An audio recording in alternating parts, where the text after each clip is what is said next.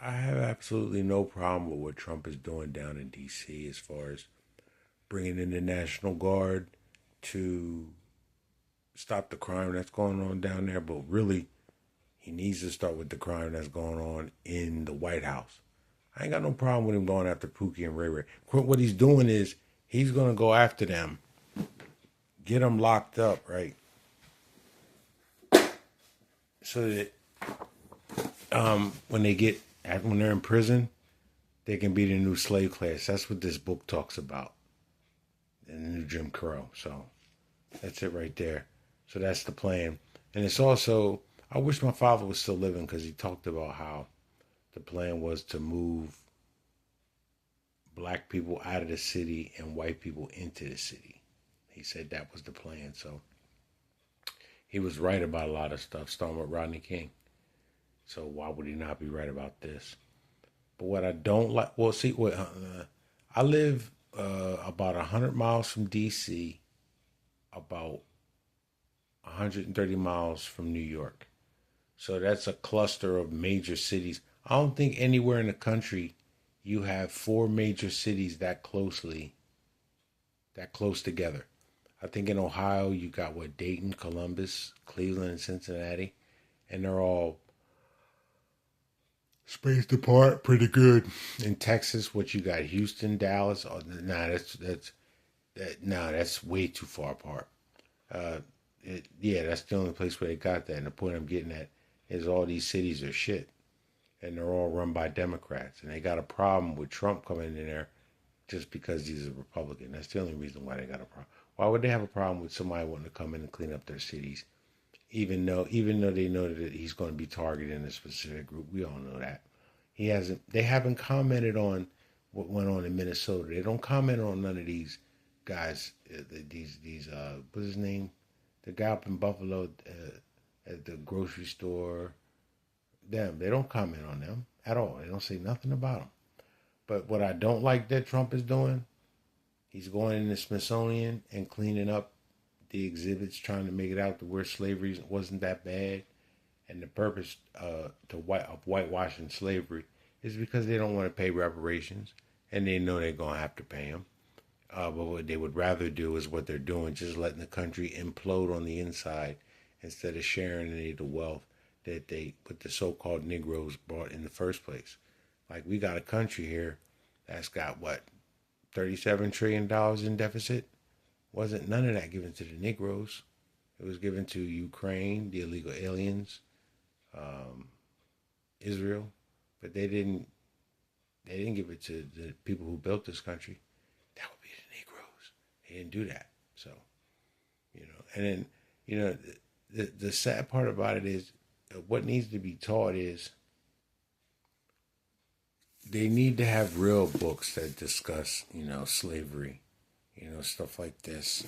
Books like this, The Delectable Negro, talking about how they ate slaves, slavery and Christianity. And, half the story has never been told.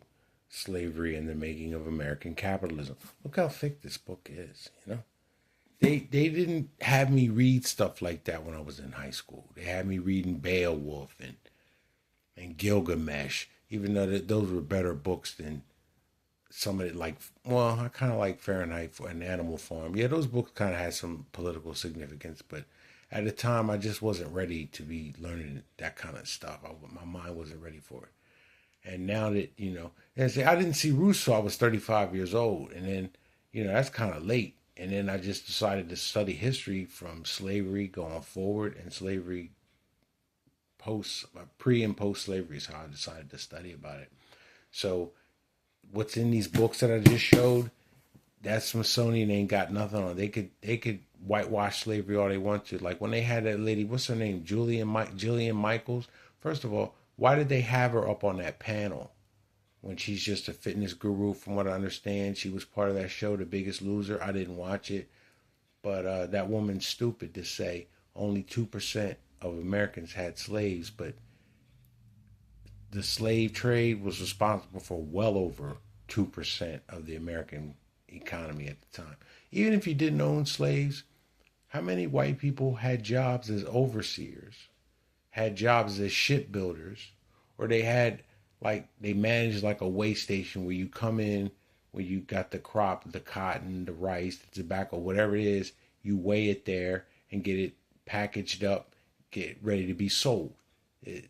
That's a job that where the people make money as a result of slave trade. Imagine if you were a shipbuilder, going back to what I said previously, and you built a ship that was big enough to transport 300 so-called Negroes from Ghana back to New Orleans. You made a lot of money doing that.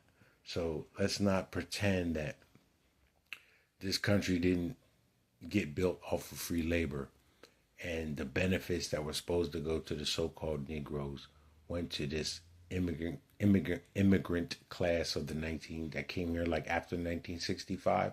So it's been 60 years of them been getting benefits that were supposed to come to us. And part of them coming over here, these migrants, is they have to practice anti-black racism. If you think about it, these Hamites, which is an African, they never really fuck with us like that. I remember having a whole bunch of them work with me when I worked at a psych hospital when I was when I was exactly 28, 29 years old, and they really didn't fool with us like that. They didn't, and someone brought it to my attention, and as I thought about it, I was like, yeah, okay, that's why we really got to stick with this delineation process. We don't fool with Africans, we don't fool with Jamaicans, we don't fool with Bahamians, we just don't we just don't fool with anybody that doesn't have slave roots that go back to the South and the United States, not the South like Colombia, not that South. As I was getting at, we don't need to ally with anybody. I saw a video earlier this week where they talked about we need to ally with the disenfranchised white men that are mad. I don't know if y'all know it or not, but they decided to give free health care to the soldiers over in Israel, and you got a lot of Caucasian veterans that are upset about that.